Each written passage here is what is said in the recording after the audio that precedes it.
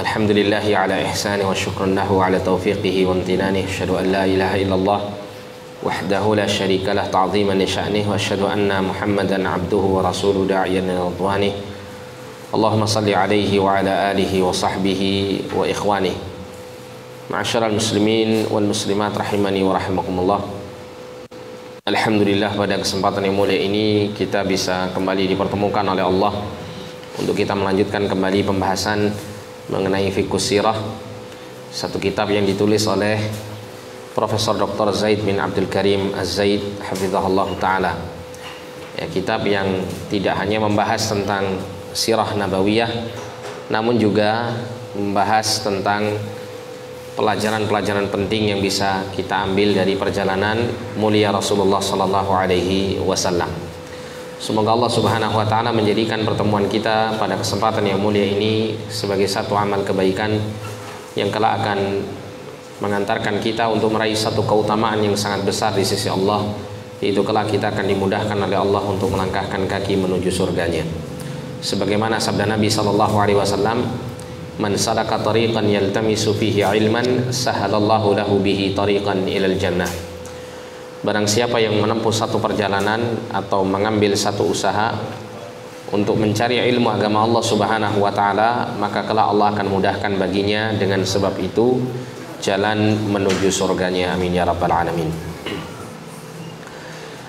Kita sekarang memasuki al-faslu tsani, pasal yang kedua. Penulis menyebutkan di sini fiqhus sirati minal bi'tsati ila hijratil habasyah. Di pembahasan mengenai fikih sirah yang dimulai dari al-bi'tsah, dimulai dari Nabi SAW diutus sebagai utusan Allah sampai pada hijrah ke Habasyah. Hijrah yang pertama kali dalam sejarah Islam adalah hijrah ke Habasyah, ya, sebelum hijrah ke kota Madinah. Ada 8 pembahasan ya, dalam pasal 2 ini. Pembahasan yang pertama adalah berkenaan dengan bad'ul wahyi, berkenaan dengan permulaan wahyu. Kemudian pembahasan kedua adalah ar-risalah, kerasulan, pengangkatan Nabi sallallahu alaihi wasallam sebagai utusan Allah. Kemudian yang ketiga adalah ad-da'watu sirriyah, dakwah yang disampaikan Nabi secara rahasia. Kemudian pembahasan yang keempat adalah al-jahru bid-da'wah, memulai terang-terangan dalam berdakwah. Kemudian pada pembahasan yang kelima, mauqifu Quraisyin minad da'wati ba'dal jahri biha, sikap orang-orang Quraisy terhadap dakwah setelah dakwah itu disampaikan secara terang-terangan. Ya, bagaimana sikap para orang-orang Quraisy ini. Kemudian pembahasan yang keenam adalah asalibul musyrikin fi muwajahatir Rasul sallallahu alaihi wasallam, cara-cara orang-orang musyrik dalam menghadapi Rasul sallallahu alaihi wasallam. Kemudian pembahasan yang ketujuh adalah Darul Arqam.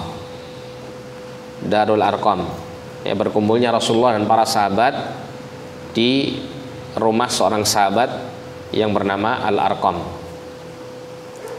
Kemudian yang ke-8 adalah al-hijratu ilal Habasyah, hijrah ke negeri Habasyah. Nah, ini adalah pembahasan yang insyaallah ta'ala pada pertemuan-pertemuan berikut kita akan baca dari kitab ini dalam kaitannya dengan pasal kedua. Namun sebelum kita masuk pada pembahasan pertama dari pasal kedua ini, penulis memberikan tamhid, memberikan istilahnya itu pembuka atau muqaddimah, yang mengawali pembahasan yang akan disampaikan pada pasal kedua ini, yaitu berkaitan dengan fi khalwatihi wa ta'abbudihi sallallahu alaihi wasallam qabilil bi'tsah, tentang kaitannya dengan khalwatnya Nabi. Khalwat itu apa artinya? Nabi menyendiri, ya, menyendiri, mengasingkan diri dari orang-orang banyak, itu namanya khalwah. Ya, dan ta'abbud beliau, ya, usaha beribadah beliau sallallahu alaihi wasallam sebelum diangkatnya beliau menjadi utusan Allah. Penulis mengatakan, lamma danat bi'tsatur Rasul sallallahu alaihi wasallam intasyara fil umami anna Allah subhanahu wa ta'ala sayab'atsu nabiyyan fi hadzal zaman. Ketika telah dekat waktu terutusnya Rasulullah sallallahu alaihi wasallam, maka tersebarlah di tengah-tengah umat bahwasanya Allah subhanahu wa ta'ala itu akan mengutus seorang nabi di zaman ini. Jadi kabar berita akan munculnya seorang nabi dan rasul di tengah-tengah umat manusia itu sudah tersebar luas. Bahkan bukan hanya tersebar di tengah-tengah masyarakat Arab, termasuk ya tersebar di tengah-tengah bangsa Yahudi dan Nasrani. Ya, karena mereka memiliki pengetahuan tentang hal itu. Wa anna zuhurahu qad qaruba, bahwasanya kemunculan nabi akhir zaman ini sudah sangat dekat waktunya. Fakanatil ummatul lati laha kitabun ta'rifu dzalika min kitabiha wallati laysa laha kitabun tara fil ayatil munzirati ma tastadillu bihi ala qurbi hadzal mab'ats. Adapun umat yang di tengah-tengah mereka terdapat kitab, yaitu dari kalangan Yahudi dan Nasrani, mereka mengetahui akan dekatnya diutusnya seorang nabi dan rasul itu dari kitab yang ada di tengah-tengah mereka. Karena kitab-kitab terdahulu yang Allah Subhanahu wa taala turunkan, kitab-kitab samawiyah, Taurat dan Injil, itu memuat kisah tentang nabi akhir zaman, bagaimana sifat-sifatnya dan kapan keluarnya, sehingga orang-orang Yahudi dan Nasrani itu mengetahui akan hal ini. Nah, salah satu faktor mengapa orang-orang Yahudi itu sampai berdatangan mendekati kota Madinah, tinggal di dekat kota Madinah, hidup bertahun-tahun bersama kaum Khazraj dan Aus yang merupakan penduduk asli kota Madinah, itu dikarenakan mereka terdorong untuk ingin menyambut utusan Allah yang terakhir itu, yang mana dalam kitab dan pengetahuan mereka utusan Allah yang terakhir itu keluar di daerah di mana mereka kemudian menetap, yaitu di kota Madinah. Akan tetapi ya, ketika Rasulullah Shallallahu Alaihi Wasallam hadir di tengah-tengah mereka, sudah jelas tampak pada diri Rasul itu tanda-tanda bahwa beliau adalah utusan Allah yang terakhir, yang sejak sebelumnya mereka sangat menginginkan untuk menyambut utusan Allah yang terakhir ini, untuk menjadi yang pertama kali beriman kepada Rasul tersebut. Tapi kenyataannya karena kesombongan dan hasad iri dengki, maka mereka tidak mau untuk beriman kepada utusan Allah tersebut. Alasannya hanya sepele, karena Rasulullah Shallallahu Alaihi Wasallam itu terlahir bukan dari golongan keturunan Ishak, tapi keturunan Ismail. Bukan keturunan dari tengah-tengah bangsa Yahudi, tapi keturunan dari bangsa Arab. Nah, sedangkan yang tidak memiliki kitab di tengah-tengah umat, ya, di tengah-tengah mereka ini, maka mereka melihat dari tanda-tanda yang memperingatkan kepada mereka akan terutusnya seorang nabi, sudah dekatnya waktu terutusnya seorang utusan Allah. Jadi ada dua ya sisi di sini ya, ada dua sisi yang menunjukkan akan dekatnya terutusnya Rasul Shallallahu Alaihi Wasallam, yaitu dari sisi kabar yang disampaikan melalui kitab-kitab samawi dari kalangan ya, orang-orang ahlul kitab ya, mereka memiliki pengetahuan tentang hal itu.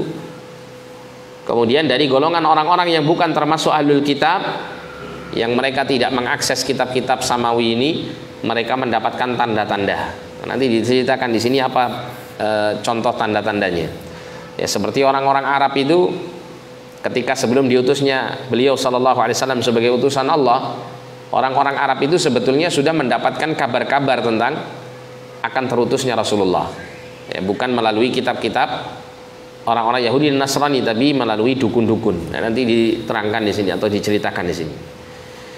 Berkata Ibnu Ishaq, salah satu ulama ahli sirah di sini, wa kanatil ahbaru minal yahud war ruhban minan nasara wal kuhan minal arab qad tahaddatsu bi amri Rasulillah sallallahu alaihi wasallam qabla mab'athihi ya lima taqaraba zamanuh.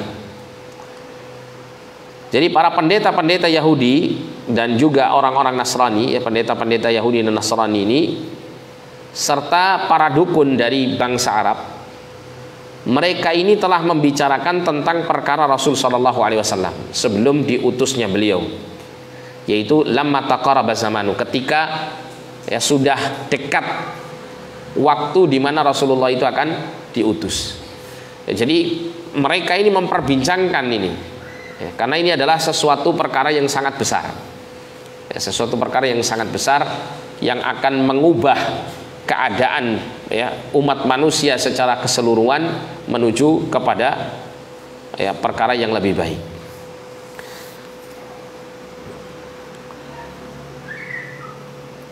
Ammal ahbar minal yahud war ruhban minan nasara famimma wajadu fi kutubihim min sifati wa sifati zamani. Adapun para pendeta Yahudi dan para ya pendeta Nasrani ya, maka mereka mendapati dalam kitab-kitab mereka sifat-sifat Nabi Shallallahu Alaihi Wasallam yang diutus di akhir zaman dan sifat zaman yang di situ akan dimunculkan atau diutus seorang Nabi Shallallahu Alaihi Wasallam, seorang Nabi. Ya, jadi zamannya, waktunya itu disebutkan, sekaligus sifat-sifat nabinya disebutkan. Ya, oleh karena itu ketika Rasulullah Shallallahu Alaihi Wasallam ketika sampai di kota Madinah, maka ada seorang yang bernama Salman Al-Farisi yang kemudian beliau masuk Islam. Salman ini sebelumnya dia adalah pengikut Nasrani. Ya, dia mengikuti banyak pendeta, dia banyak belajar dari pendeta-pendeta Nasrani. Dia mengambil banyak ilmu dari kitab ya, yang dimiliki oleh orang-orang Nasrani ini. Sampai kemudian Salman ya, mendapat arahan untuk mendatangi negeri yang dipenuhi pohon-pohon kurma, yang dimaksud adalah kota Madinah, agar supaya nanti dia bisa menyambut dan mengimani seorang nabi yang diutus oleh Allah di akhir zaman. Jadi pendeta yang menjadi gurunya Salman yang terakhir sebelum dia meninggal itu menceritakan hal ini kepada Salman. Sehingga setelah gurunya meninggal, maka Salman kemudian bergegas menuju ke Jazirah Arab, bergegas datang ke kota Madinah, sampai beliau rela untuk menjadi budak ya, salah satu warga di kota Madinah demi untuk kelak menemui Rasulullah Sallallahu Alaihi Wasallam, demi untuk menyambut Rasulullah dan mengimani Rasul Sallallahu Alaihi Wasallam.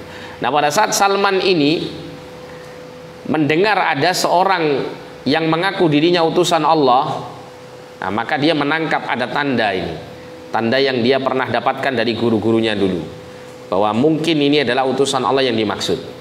Maka Salman kemudian mendatangi Rasulullah Sallallahu Alaihi Wasallam, ya, berusaha untuk mencari ya, keterangan dari Nabi Sallallahu Alaihi Wasallam berkenaan dengan sifat-sifat yang tercantum di dalam kitab-kitabnya orang-orang Nasrani ini yang diketahui oleh Salman, ya, untuk membuktikan apakah benar Nabi Shallallahu Alaihi Wasallam benar utusan Allah atau bukan. Ya, Salman kemudian ya, mencoba ngetes Nabi gitu ya, memberikan sodakoh kan gitu ya, berikan sodakoh, maka Nabi tidak menerimanya. Seorang Nabi tidak menerima sodakoh, seorang Rasul tidak menerima sodakoh. Maka kemudian pada kesempatan yang berikutnya Salman memberikan hadiah. Ya Rasulullah, ini hadiah, wahai ini adalah hadiah. Wahai Tuhan, ini adalah hadiah dariku. Maka diterima oleh Rasulullah SAW. Nah, ini sifat pertama yang membuktikan bahwa Rasulullah SAW adalah benar-benar utusan Allah. Ya, karena Salman mengetahui bahwa seorang Nabi dan Rasul itu tidak menerima sedekah tapi menerima hadiah. Nah, kemudian Salman pun juga berusaha ingin melihat tanda kenabian yang ada pada punggung Nabi SAW. Nah, pada saat itu melihat gelagat Salman, maka Nabi ya, mengetahui apa yang diinginkan oleh Salman. Maka Nabi kemudian menunjukkan ya, tanda kenabian beliau seperti telur burung puyuh itu ya, benjolan seperti telur burung puyuh yang ada di belakang punggung Rasulullah Sallallahu Alaihi Wasallam. Nah, setelah itu kemudian baru Salman menyatakan dirinya sebagai pengikut Nabi, beriman kepada Rasulullah Sallallahu Alaihi Wasallam, masuk ke dalam Islam. Nah, ini menggambarkan bagaimana orang-orang Yahudi dan orang-orang Nasrani, para ahlul kitab, mengetahui sifat-sifat Rasulullah. Ya banyak kisah-kisah yang membuktikan itu. Ini diantaranya yang saya sampaikan tadi. Nah, kemudian juga wa makana min ahdi anbiya'ihim ilaihim fihi. Ya. Wa amal kuhan min al-arab fa'atadhum bihi asyayatin min al-jin fima tastariqu min as-sam'i. Ya, selanjutnya dikatakan oleh penulis, adapun para dukun dari bangsa Arab, maka setan-setan itu mendatangi mereka. Ya, setan-setan dari kalangan jin ini mendatangi para dukun ini, menyampaikan berita yang dia curi dari langit. Karena sebelum terutusnya Nabi Shallallahu Alaihi Wasallam, langit itu tidak terlalu ketat penjagaannya, sehingga setan-setan dari kalangan jin itu sangat leluasa untuk mencuri dengar berita langit. Jadi para malaikat itu ketika Allah mengabarkan sesuatu, mereka akan memperbincangkannya di langit. Ya, memperbincangkan berita tersebut di langit, akan terjadi demikian. Ya, maka setan-setan ini ya diceritakan oleh Nabi Shallallahu Alaihi Wasallam, setan-setan ini bertumpuk-tumpuk banyak ke atas, ya, sampai pada yang paling tinggi itu, sampai pada langit yang di situ dia mendengar berita yang disampaikan oleh para malaikat. Kemudian dari setan pertama yang paling atas itu kemudian ya beritanya diturunkan terus ke bawah, ke setan yang di bawahnya, terus sampai kemudian kepada dukun.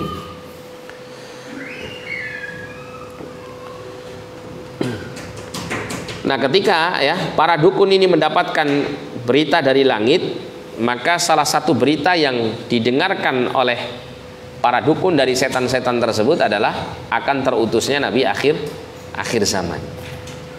Nah, inilah yang kemudian menjadikan para dukun itu terus menyampaikan kepada orang-orang Arab ya, yang ditemui oleh para dukun ini.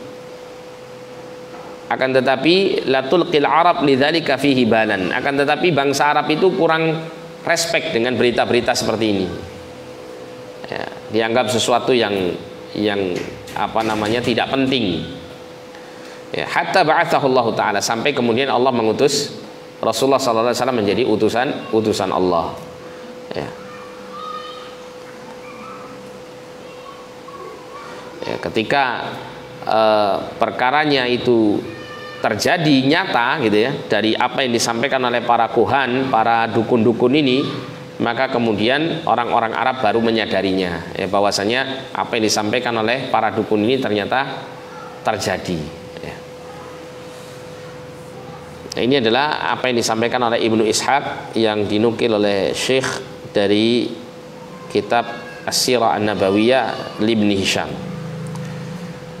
Kemudian juga disebutkan di sini, faminal umuri allati tahaddatsa biha al-yahud wan nasara ikhbaran 'anil rasul sallallahu alaihi wasallam anna yahudiyan min jirani bani abdil ashhal fil madinah haddatsahum 'anil ba'ts wal hisab wal mizan wal jannah wan nar fastankaru dzalik wa talabuhu bi ayatin dzalik faqala nabiyyun mab'utsun min nahwi hadhil bilad wa asyara bi yadihi ila Makkah wal Yaman. Di antara perkara yang diperbincangkan oleh orang-orang Yahudi dan Nasrani yang menggambarkan tentang pengkabaran ya, tentang kaitannya dengan pengutusan Rasul sallallahu alaihi wasallam, yaitu adalah bahwa orang-orang Yahudi dari tetangga Bani Abdil Ashhal di kota Madinah itu sering menceritakan kepada Bani Abdil Ashhal ini tentang kehidupan setelah mati, tentang kehidupan di hari kiamat. Dan perlu untuk kita ketahui bahwa sebagian orang-orang Arab mereka itu tidak mempercayai akan adanya kebangkitan setelah kematian ya, sebagian mereka. Oleh karena itu ada tokoh-tokoh Quraisy itu yang pernah membawa tulang belulang yang sudah hancur Kemudian dia mengatakan apa? Siapa yang bisa membangkitkan tulang belulang yang sudah hancur ini? Maka kemudian Allah SWT menurunkan ya penutup surat Yasin ya. Anda bisa baca di dalam Quran surat Yasin itu hujjah Allah Subhanahu wa taala kepada orang-orang yang mengingkari hari kebangkitan. Allah sebutkan di dalam surat bagian akhir dari surat Yasin ini. Dari situ Allah kemudian apa? Ingin membantah perkataan tokoh Quraisy tersebut karena kelancangannya yang mengingkari kehidupan setelah kematian. Nah, kembali di sini ya, jadi orang-orang Yahudi mereka percaya dengan kehidupan setelah mati. Karena orang-orang Yahudi memiliki pengetahuan dari kitab yang Allah turunkan melalui para nabi dan para rasul mereka. Yang mana di dalam kitab-kitab terdahulu sampai kitab yang sekarang yaitu Al-Quranul Karim berkenaan dengan masalah akidah itu semuanya sama, termasuk mengenai pembicaraan berkenaan dengan peristiwa yang terjadi setelah kematian ya. Peristiwa hari kiamat, hari di mana manusia dibangkitkan, kemudian dihisab dan ada mizan timbangan amal serta surga dan neraka.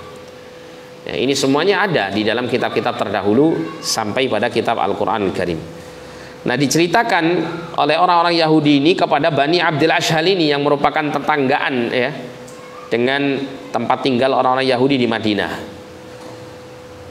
Dikisahkan tentang hari kiamat ya, manusia nanti dibangkitkan setelah mati, ada hisabnya, ada mizannya, ada surga neraka. Fastangkaru dzalik, akan tetapi Bani Abdil Ashhal ini mereka mengingkari semuanya ya, mengingkari apa yang disampaikan orang Yahudi. Wa talabu bi ayatin dzalik, kemudian mereka Bani Abdil Ashhal meminta kepada ya seorang Yahudi ini untuk mendatangkan bukti kebenaran akan cerita yang disampaikan tersebut, bahwa nanti setelah orang mati itu akan dibangkitkan pada hari kiamat. Faqala, maka Yahudi ini mengatakan nabiyyun mab'utsun min nahwi hadhil bilad.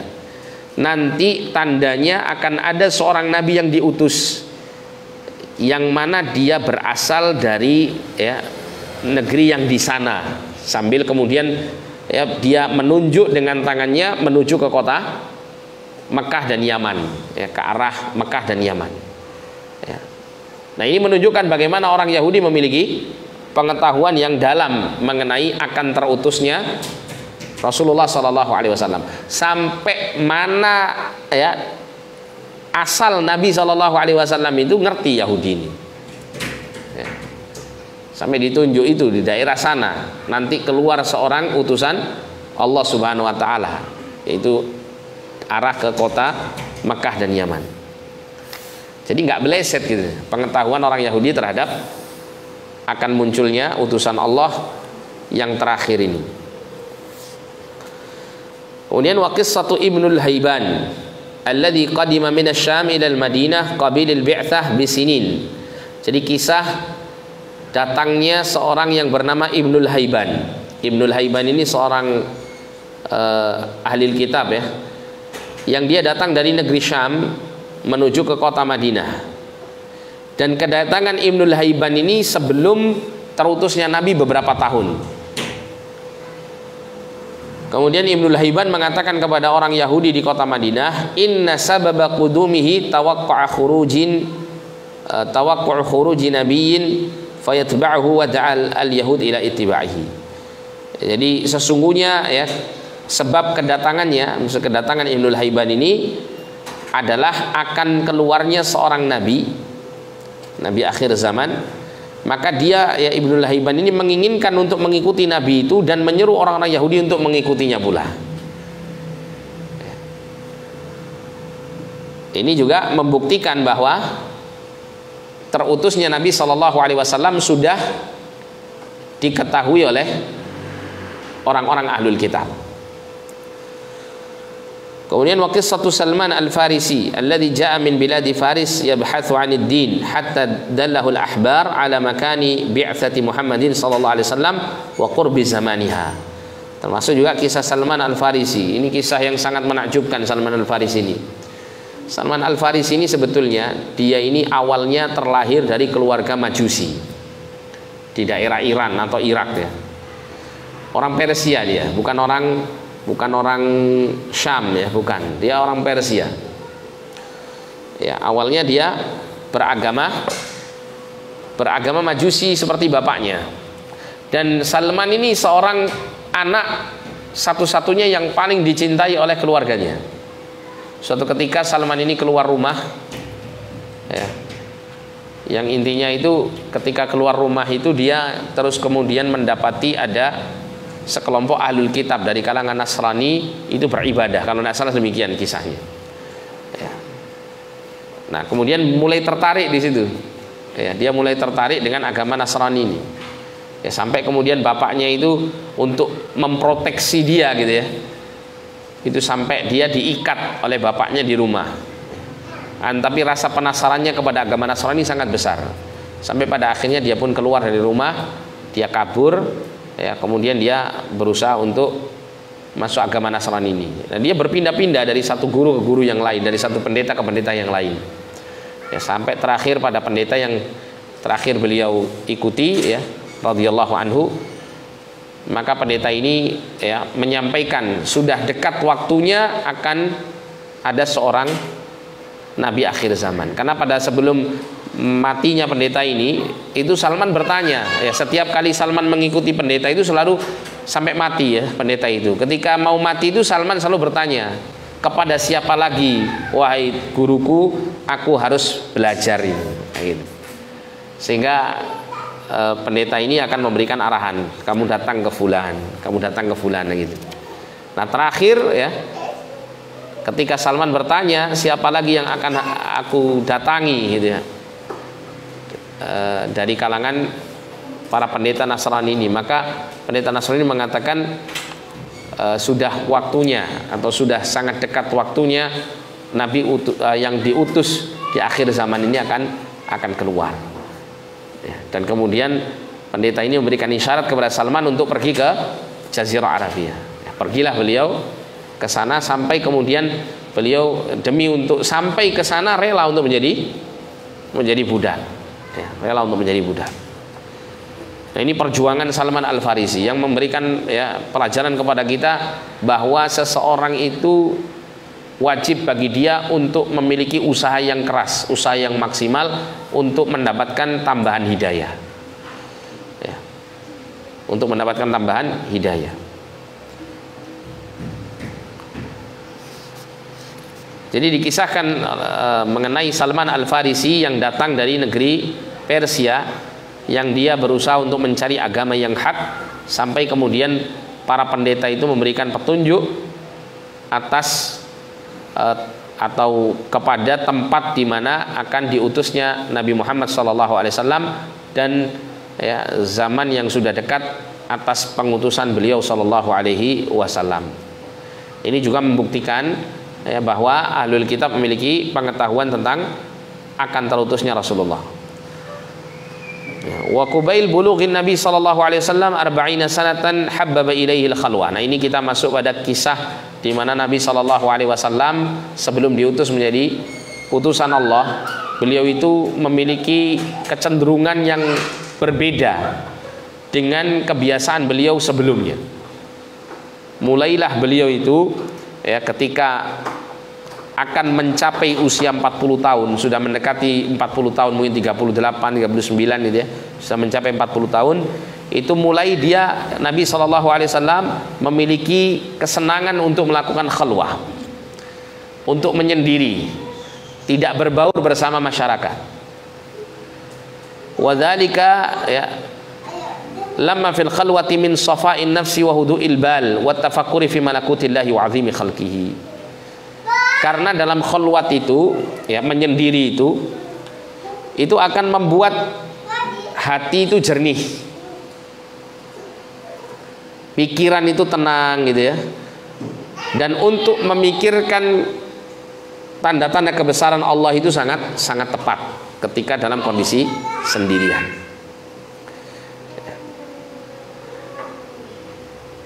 Fakana yakhlu bi ghari Hira, maka kemudian beliau melakukan khalwat ini di Gua Hira, ya, fi Ramadan, di bulan Ramadan, min kulli amin, pada tiap-tiap tahunnya. ya, yang kemudian ya di masa Islam ya, setiap kali Ramadan Nabi Shallallahu Alaihi Wasallam melakukan apa? Melakukan i'tikaf kan gitu ya, sudah tidak lagi melakukan khalwah seperti ini, tidak melakukan khalwah seperti ini ya, tapi Nabi SAW melakukan i'tikaf di masjid. Wa inna makana Rasul sallallahu alaihi wasallam yuhibbul khala wal infirad an qaumihi lamma yarahum alaihi min ad-dhalalil mubin min ibadatil awthani was sujudi laha. Rasul sallallahu alaihi wasallam selain untuk menenangkan pikiran, menjernihkan akal dan hati ya, melakukan yang namanya al-khalwah ini ya, menyendiri ini, Rasul SAW menyukai khalwat ini ya, untuk menyendiri dari apa? Kaumnya. Kenapa? Karena kaumnya itu apa? Dalam kondisi sesat yang nyata. Nabi SAW memandang kaumnya itu pada saat itu mereka menyembah berhala-berhala dan sujud kepada berhala-berhala ini ya. Yang mana itu sangat bertentangan dengan diri Rasulullah SAW. Jadi Rasulullah SAW sejak kecil sampai ya, menjelang terutusnya beliau menjadi utusan Allah, itu tidak pernah apa? Tidak pernah suka dengan apa yang dilakukan oleh orang-orang musyrikin dari penyembahan berhala. Tapi pada saat itu Rasulullah tidak mendapatkan wahyu untuk apa? Untuk menyampaikan tauhid. Akan tetapi kecenderungan Nabi Shallallahu Alaihi Wasallam pada saat itu sudah mentauhidkan Allah Subhanahu Wa Taala. Nah, ini diantara salah satu penjagaan Allah Subhanahu Wa Taala kepada Nabi, dan ini kita sudah bahas ya pada pertemuan yang lalu mengenai penjagaan Allah kepada Rasul Sallallahu Alaihi Wasallam sebelum diutusnya beliau sebagai utusan Allah. Ya, bahkan yang kita baca pada pertemuan yang lalu kisahnya Zaid bin Harithah ketika akan menyentuh patung yang biasa disentuh oleh orang-orang musyrikin ketika tawaf di Ka'bah, maka Rasulullah memerintahkan Zaid ini untuk tidak menyentuhnya. Tapi kemudian Zaid ini pada akhirnya menyentuhnya, maka kemudian Nabi SAW menegurnya ya, dan memarahinya. Bukankah aku tadi sudah menyuruhmu untuk tidak menyentuhnya? Yang menunjukkan bahwa Rasulullah itu sangat benci dengan peribadatan yang dilakukan orang-orang musyrikin dengan kesyirikan mereka yang banyak ini.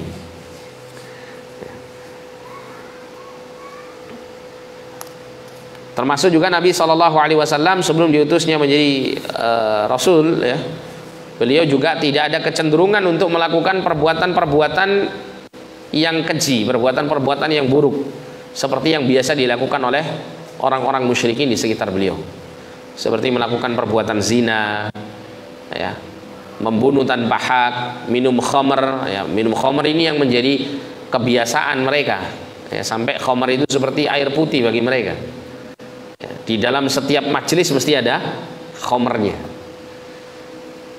Itu kebiasaan mereka yang Nabi SAW membenci dan tidak melakukannya.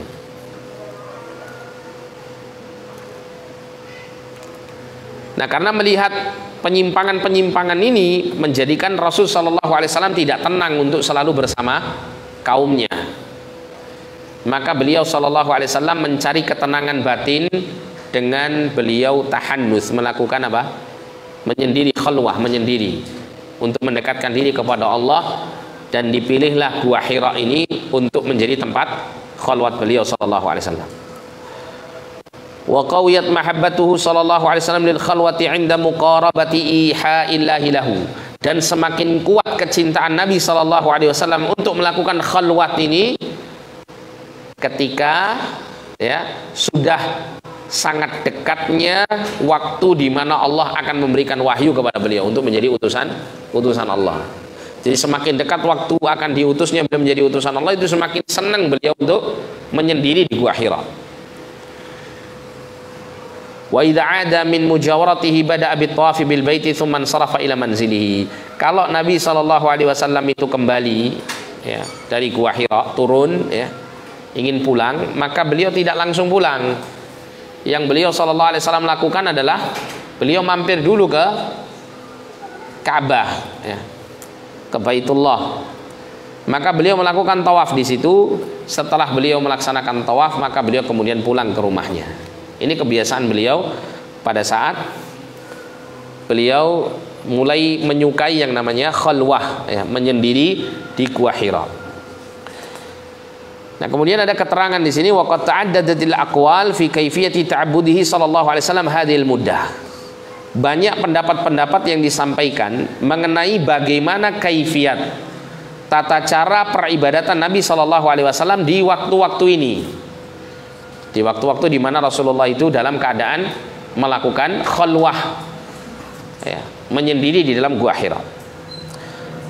Berkata Az-Zarqani, ya, seorang alim, ya, Az-Zarqani fi Syarhil Mawahib, dalam kitab beliau Syarhul Mawahib, lam ya'ti tasrihun bi sifati ta'abbudihi sallallahu alaihi wasallam bi Hira. Jadi tidak ada, ya, keterangan yang jelas mengenai sifat peribadatan Nabi sallallahu alaihi wasallam di Gua Hira. Apa yang dilakukan Nabi di Gua Hira itu, keterangan tentangnya secara mendetail itu tidak ada riwayatnya, tidak ada yang menceritakannya, tidak ada yang menyampaikannya. Ya. Fayahtamilu annahu atlaqa 'ala al-khalwah bimujarradiha ta'abbudan. Ya, maka hal ini mengandung apa? Kemutlakan, ya, bahwasanya ya yang dilakukan Nabi SAW itu hanya khalwah saja, menyendiri saja. Ya, ketika beribadah kepada Allah, jadi khalwah menyendirinya Rasul itulah ibadahnya Rasul SAW pada saat itu. Nah, gitu. Fa innal in'izal 'anil nasi wala siyama man kana 'ala batilin ibadah. Jadi kata Az-Zarqani, ya, Rasul itu ketika khalwat itulah ibadah beliau, ya. Mengapa demikian? Karena meninggalkan manusia, terutama manusia yang banyak melakukan kebatilan, itu adalah sebagai bentuk ibadah tersendiri. Ya, ketika kita misalnya hidup di tengah-tengah masyarakat, yang kemudian kebanyakan masyarakat di tengah-tengah kehidupan kita ini bersama mereka ini, mereka banyak melakukan kemaksiatan. Demi untuk supaya tidak terjerumus ke dalam maksiat tersebut, kita menyendiri, mengasingkan diri dari pergaulan itu, maka ini boleh. Ya, maka ini tidak tercela, bahkan ini adalah sebuah ibadah kepada Allah Subhanahu wa taala untuk menyelamatkan diri supaya tidak terjerumus ke dalam kebatilan-kebatilan yang terjadi, yang dilakukan oleh masyarakat di sekitarnya.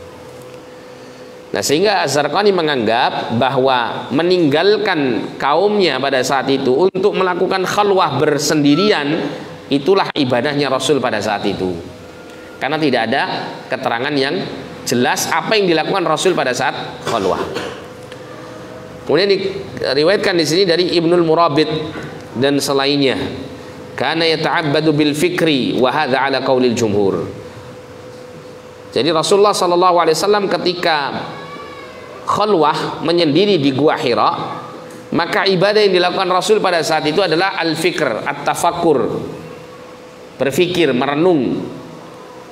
Dan ini menurut pendapatnya jumhur. Jadi jumhur para ulama menceritakan bahwa yang dilakukan Rasul sebagai sebuah ibadah pada saat itu ketika di Gua Hira itu adalah al-fikr, tafakkur, ya, berfikir, merenung. Ya. Ada sebagian dari kalangan filosof, ya, para filosof, ya, orang-orang yang menggeluti dunia filsafat, dunia ilmu kalam, itu berpendapat bahwasanya kenabian itu bisa diperoleh dengan usaha. Menurut mereka salah satu bukti bahwa kenabian itu bisa diterima atau diperoleh dengan cara usaha, dengan usaha melakukan amal soleh, usaha untuk mencerdaskan diri, usaha untuk merenungkan segala sesuatu, perenungan sampai kemudian mendapat petunjuk dari Allah berupa wahyu, ya. Itu buktinya menurut para filosof bahwa dengan cara-cara seperti itu akan bisa mencapai derajat kenabian. Itu adalah seperti yang dilakukan oleh Nabi Shallallahu Alaihi Wasallam ini. Itu salah satunya menurut para filosof. Akan tetapi ini adalah pendapat yang batil. Kenapa? Karena kenabian itu adalah karunia Allah, mutlak Allah yang memilih, bukan karena sebab usaha. Ya, bukan karena sebab usaha. Adapun khalwahnya Rasul sallallahu alaihi wasallam, menyendirinya Rasul sallallahu alaihi wasallam ke Gua Hira, ini bukan sebagai usaha beliau untuk meraih kenabian. Tapi memang Allah inginkan Nabi itu untuk suka khalwah sampai nanti ada satu keadaan di mana Rasulullah akan mendapatkan wahyu pada saat khalwah tersebut. Turunnya Jibril alaihissalam menyampaikan wahyu pertama, yaitu surat Al-Alaq ayat 1 sampai 5. Iqra bismi rabbikal ladzi khalaq, dan seterusnya. Ya, tapi ini bukan merupakan usaha Nabi SAW untuk meraih derajat kenabian. Bahkan ketika sebelum Allah turunkan Al-Quran ini, ya, Allah menceritakan tentang keadaan Nabi. Ma kunta tadri mal iman mal kitab walal iman. Kamu itu sebelumnya nggak tahu, wahai Muhammad, apa itu kitab Al-Quran, apa itu iman. Kamu nggak ngerti sebelum datangnya wahyu Allah SWT kepadamu. Jadi Rasulullah SAW dulu, sebelum ya diutusnya beliau menjadi utusan Allah, itu sama sekali tidak ada bayangan gitu, gambaran kalau nanti beliau akan menjadi utusan Allah. Tidak ada. Ya, meskipun ada beberapa keadaan, kejadian-kejadian yang menakjubkan, ya, yang sering para ulama menyebut istilahnya irhas, kejadian-kejadian yang menakjubkan, yang di luar kebiasaan manusia, yang terjadi sebelum seorang nabi itu diutus menjadi utusan Allah Subhanahu wa taala. Ya, seperti nabi itu sebelum diutus itu ada batu, pohon itu mengucapkan salam kepada beliau. Nah, itu namanya irhas.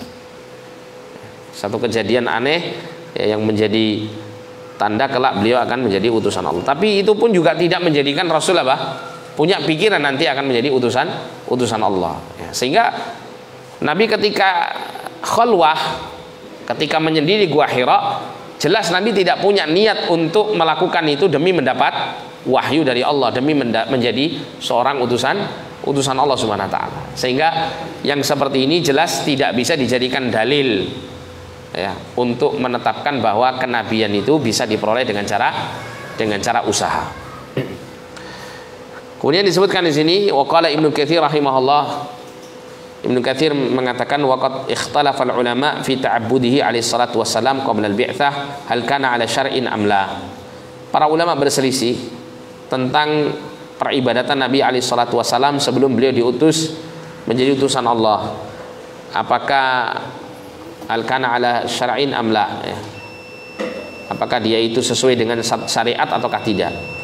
Wa madzalika syar'u, kalau memang sesuai dengan syariat, maka seperti apa bentuk syariatnya. Nah, gitu. Maka dia mengatakan Nabi alaihi salatu wasalam sebelum diutus menjadi utusan Allah, beliau melakukan syariatnya Nabi Nuh.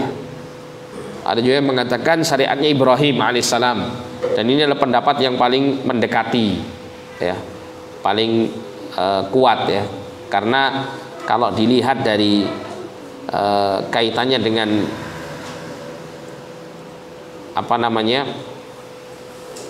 nasabnya beliau, ya, sallallahu alaihi wasallam, itu kan menuju kepada Ismail, ya, menuju kepada Ismail, yang menunjukkan bahwa Nabi Ismail itu terus secara turun menurun menurunkan syariat Nabi Ibrahim alaihissalam kepada anak keturunannya sampai kepada Nabi kita Muhammad SAW sebelum diutus menjadi utusan Allah dan kemudian mendapat syariat yang baru. Kemudian juga ada yang mengatakan mengikuti syariatnya Musa, ada juga yang mengatakan mengikuti syariatnya Isa, ya. Ada juga yang mengatakan kullu ma thabata anhu syar'un indahu ittaba'ahu wa amila bihi. Semua apa yang telah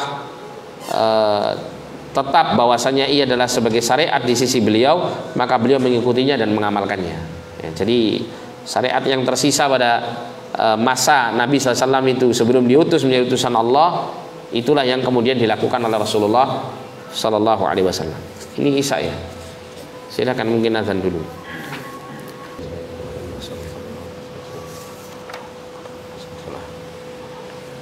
Nah, kita lanjutkan sedikit, ya.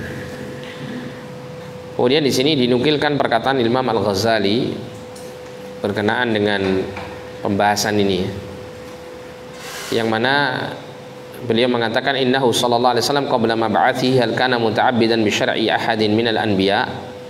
Sesungguhnya Nabi SAW sebelum diutus menjadi utusan Allah, apakah beliau itu melakukan ibadah dengan syariat salah seorang dari para nabi?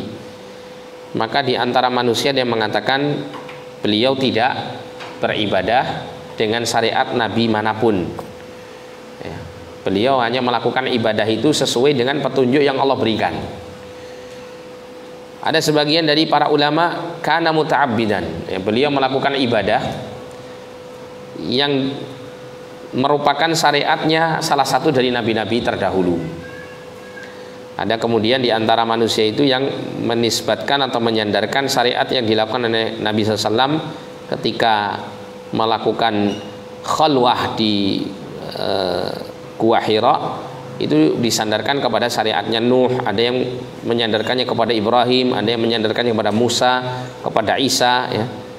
Kemudian Imam Al-Ghazali mengatakan wal mukhtar, yang terpilih dalam hal ini, anna jami'a hadhil aqsam jaizun aqlan, bahwasanya semua pendapat-pendapat yang disebutkan itu ya sah-sah saja secara akal.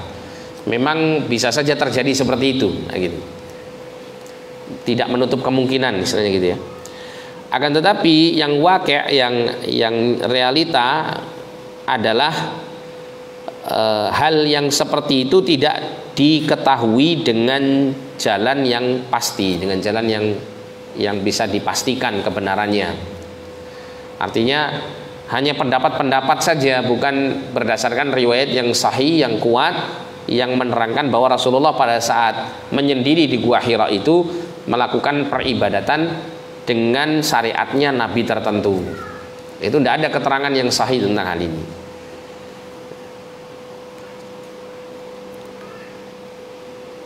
Dan melontarkan persangkaan di dalam apa yang tidak berkaitan dengannya ya saat ini dengan peribadatan yang bersifat amal, la makna lahu, ya, tidak ada maknanya sama sekali.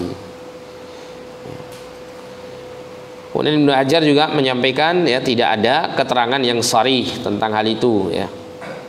Akan tetapi terdapat riwayat dari Ubaid bin Umar inda Ibnu Ishaq, ya, yang kemudian disampaikan Ibnu Ishaq, Nabi SAW itu fayut'imu man yaridu alaihi minal masakin. Nabi SAW memberikan makan kepada orang yang datang kepada beliau dari kalangan fakir miskin. Kemudian waja'anil masyayikhi annahu kana yata'abbad bitafkir. Ada juga para masyayikh, para ulama yang menyampaikan peribadatan Nabi SAW pada saat itu adalah tafkir, melakukan perenungan-perenungan, ya, memikirkan keagungan Allah Subhanahu wa taala yang tampak pada alam semesta ini. Wa yahtamilu anna Aisyah atlaqat 'ala al-khalwah bi mujarradiha ta'abbudan. Ya, dan juga ada yang berpendapat bahwa Aisyah radhiyallahu anha menyampaikan yang namanya khalwah, menyendiri ketika meninggalkan manusia yang rusak, manusia yang penuh dengan kebatilan, itu adalah termasuk bentuk ibadah kepada Allah Subhanahu wa taala. Sehingga khalwah itu sendiri sudah menyatakan sudah termasuk daripada ibadah kepada Allah. Ya.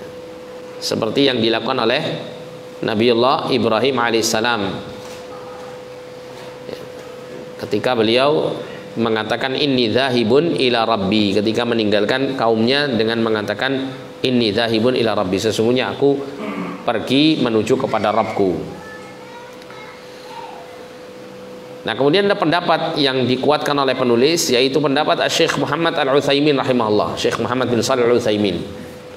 Syekh Muhammad bin Shalih Al-Utsaimin mengatakan wa kana yas'adu ilal ghar alaihi salatu wassalam wa yatahannath wa yata'abbad lillahi azza wajal bima fatahallahu alaihi. Nabi sallallahu alaihi wasallam ketika beliau naik ke atas gunung, naik ke atas gua gitu ya, masuk ke dalam gua Hira, ketika itu beliau menyendiri di sana dan beribadah kepada Allah di sana dengan apa yang Allah berikan petunjuk kepada Nabi Sallallahu Alaihi Wasallam. Jadi tidak mengikuti syariat manapun. Itu sudah menjadi bimbingan dan petunjuk Allah Subhanahu Wa Taala yang membuat Nabi kemudian menginginkan untuk selalu melakukan tahannuts ini, melakukan ta'abbud, peribadatan di gua Hira, yang mungkin bentuknya ya seperti tafakkur atau mungkin yang lain-lainnya. Akan tetapi itu semuanya bukan mengikuti syariat Nabi tertentu, akan tetapi itu merupakan petunjuk yang Allah Subhanahu wa taala berikan kepada Nabi Shallallahu alaihi wasallam pada saat itu. Nah, ini yang dipilih oleh penulis ya, penulis kitab ini. Karena ini yang wallahu alam menurut penulis adalah yang lebih tepat. Insyaallah untuk istifadah atau pengambilan pelajaran dari kisah ini akan kita baca pada pertemuan yang akan datang biidznillah taala, dan kemudian setelah itu kita masuk pada pembahasan yang pertama, yaitu badul wahyi, berkenaan dengan permulaan wahyu. Ya. Wallahu a'lam bishawab. Kita cukupkan sampai di sini. Pakai tanya enggak kira-kira? Saya enggak pernah buka sesi tanya jawab. Ada yang mau tanya enggak kira-kira? Enggak ada ya?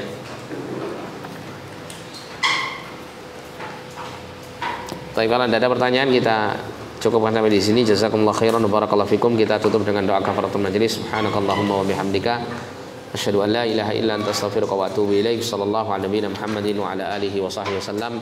Wa akhiru da'wana alhamdulillahi rabbil alamin. Wa lakum minkum assalamu alaikum warahmatullahi wabarakatuh.